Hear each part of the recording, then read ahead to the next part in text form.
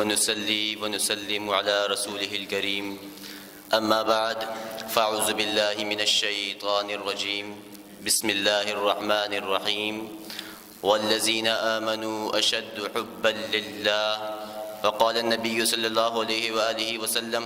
لا يؤمن أحدكم حتى أكون أحب إليه من والده وولده والناس أجمعين صدق الله العظيم صدق ورسوله النبي الكريم الأمين۔ سامعین محترم، میں نے آپ حضرات کے سامنے جو آیت مقدسہ تلاوت کرنے کا شرف حاصل کیا ہے، اللہ تبارک و تعالی اس آیت کریمہ میں ایمان والوں کی ایک صفت بیان کر رہا ہے۔ فرماتا ہے کہ وہ لوگ جو ایمان لائے وہ اللہ رب العزت سے بے پناہ محبت کرتے ہیں، اور یہاں نبی کریم صلی اللہ علیہ وسلم ارشاد فرماتے ہیں کہ وہ اس وقت تک تمہارا ایمان کامل نہیں ہو سکتا جب تک تم اپنے والدین، اولاد اور تمام تر لوگوں سے بڑھ کر مجھ سے محبت نہ کر لو۔ اور اقبال نے اس موقع پر کیا خوب فرمایا ہے کہ وہ دانائے سبل ختم الرسل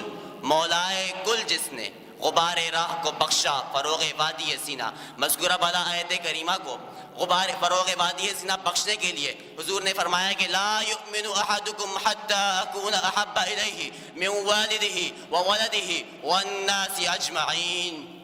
کہ تم میں سے اس وقت تک کوئی مومن نہیں ہو سکتا جب تک کہ وہ اپنے والدین، اپنے اولاد اور تمام تر لوگوں سے بڑھ کر مجھ سے محبت نہ کر لے۔ توجہ طلبات سامعین، آپ کی توجہ چاہوں گا کہ وہاں اللہ رب العزت فرماتا ہے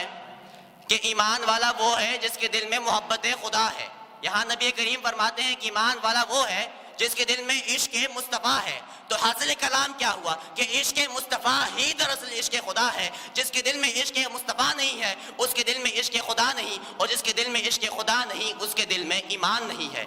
تو پتہ یہ چلتا ہے کہ محبت خدا اور عشق محبوب خدا صلی اللہ علیہ وآلہ وسلم اور موجودگی ایمان، یہ تینوں آپس میں شرط و مشروط ہیں۔ اور قاعدہ یہ ہے کہ اذا فات الشرط فات المشروط،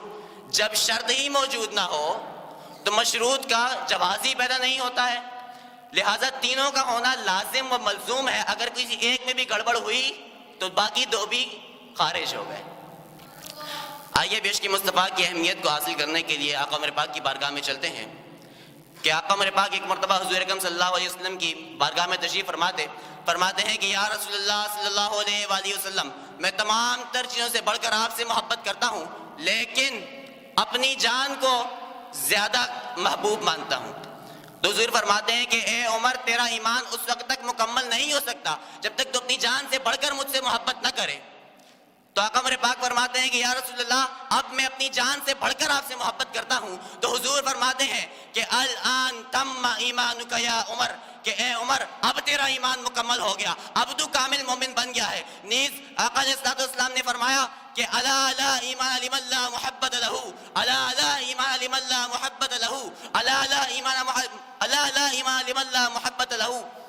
کہ کان کھول کر سن لو، تم میں سے اس وقت تک کوئی مومن نہیں ہو سکتا جب تک اس کے دل میں میری محبت نہ ہو۔ تو پتہ یہ چلتا ہے کہ مومن ہونے کے لیے دل میں محبت کا ہونا ضروری ہے، اور 3 مرتبہ ارشاد فرما کر یہ تاکید کر لی کہ عشق مصطفیٰ کے بغیر دل میں ایمان ہو ہی نہیں سکتا۔ ایک اور مقام پر فرمایا کہ قم یا بلال فاذن لا يدخل الجنت الا مؤمن، کہ کھڑا ہو اے بلال اور اعلان کر کہ جنت میں وہ شخص داخل نہیں ہوگا جس کے دل میں ایمان نہیں، یعنی جس کے دل میں ایمان ہے صرف وہی جنت میں داخل ہوگا۔ مذکورہ بالا حدیث سے ہمیں یہ پتہ چلتا ہے کہ عشق مصطفیٰ ہے تو دل میں ایمان ہے، لہٰذا معلوم یہ ہوا کہ دل میں عشق مصطفیٰ ہوا تو جنت میں داخلہ ہے، وگرنہ نہیں۔ تو شاعر نے کیا خوب کہا ہے کہ روح ایمان مغز قرآن جان دین، روح ایمان مغز قرآن جان دین، حب رحمت للعالمین وما علینا الا البلاغ۔